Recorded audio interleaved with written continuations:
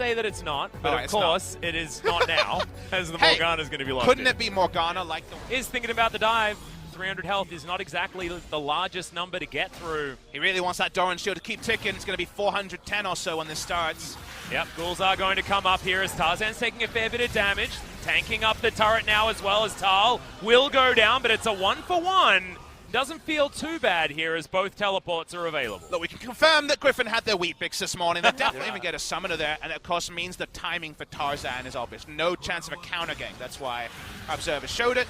Tarzan doesn't get the EQ damage. If he did, your thought is that maybe you live on a sliver or the minions just take you down as top lane. Yep, Q is going to land there. That's a really cute flash to come out from Sword, who's survived for so long, but Tal eventually takes him down. Now Bono's in trouble. The auto attack from Chovy is going to do it, but now has his life been forfeit? Tarzan gets a nice knock up, and the answer looks to be no, as Chovy even happy to turn this one around, gets himself the passive shield as Lava going down low. It's a double kill now for the Jarvan, and the teleport in from Sword means they'll be able to get turret plates as well. The brawl, I like the fact that the Morgana was held onto. It is a ranged support that just shuts down Rakan. It was always the way, right? Caitlyn Rakan against Caitlyn Morgana inside Rakan. Here's the invade. Yeah, the flash in from Tarzan just wants to kill Bono. Doesn't even want to steal the red, but he may not actually be able to get there. Hands flashes over, hits the ward, and then hits the Lee Sin to grab that kill. The flash attack move fails, but the binding duration we all know of, it's forever. Well, and we're going to challenge absolutely every buff by the looks of things on the side of Griffin.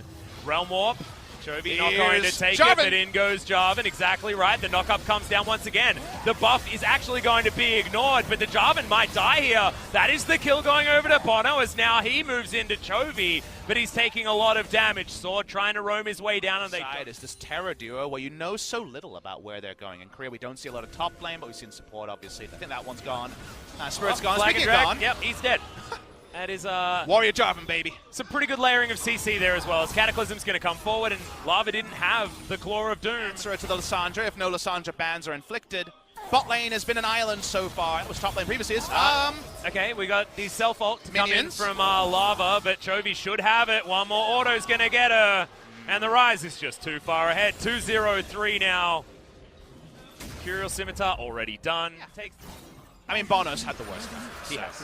That part makes sense. Ocean Drake goes. Lissandra certainly knows it. 0-2-1, and down 20 CS as well. Hanwha's only real good sign is here on the bottom side of the map. The Featherstorm does come in, but the Pop Blossom to answer. Key immediately goes into the stopwatch as Lava trying to get onto Viper, but you mentioned the movement speed steroid. That's the kickback. Viper needs one more auto here from Bono in order to go down, as Lahen's very close to dying as well, but Black Shield will keep him alive. Matter of time, and the Nico does go down, so that's one good thing here for Hanwha. Bottom side, the Nico not exactly great, but the solo lanes. There's almost no punishment there with the Aftershock resist coming in. Trying to gank him there doesn't work. He's going to land, yep. Ultimate going to be utilized there as Pop Blossom is going to stun in the middle of the grand entrance. Key just gets dunked from Tarzan as now Bono gets stunned up. That is going to be the Blade Caller from Sangyun getting the snare, but Chovy is so aggressive with his Realm Warp. Sad that we don't get to show the replay of the previous fight. People are wondering. Merc Treads got through the charm. Ocean Drake is just going to get taken down as a byproduct of Griffin's gigantic lead. Tarzan almost has it than that. As Griffin, they start off the Baron yet again, and it's already down to below half health. Make that a fifth. Now Lahen's just walks straight into the enemy. Disguised, of course, as that was the Shape Splitter.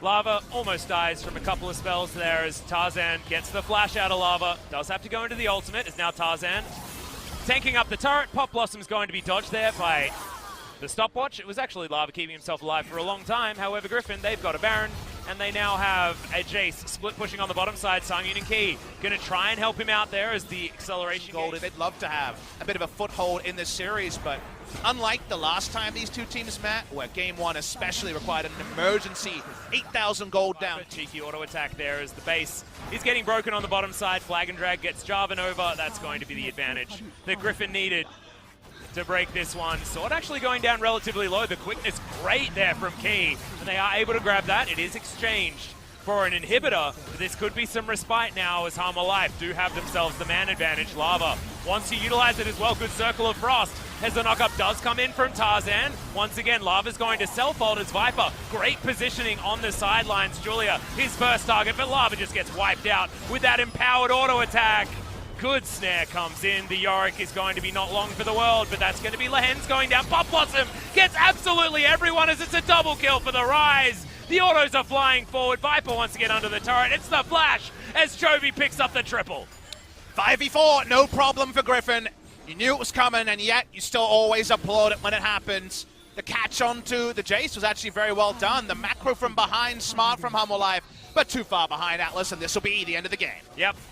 Turrets are going to go down, and Griffin, I don't know whether we can say it yet, Hanwha are relatively formidable opponents. They have been taking down a lot of the teams that Griffin in the last week weren't actually able to, but Hanwha weren't able to do it this time. Griffin, too strong on the day, adjusting their problems from week 8. Week 9 looking like very different beasts, and we'll see whether power rankings around the world are going to change now that Griffin look a lot better. And I take your point, Atlas. We definitely still need more data points, but honestly, if you look at this series, the texture of this series, it felt like Griffin were handed a stress ball, you know, and we're just able to squish them. Felt like Hanwha were the stress ball for Griffin to work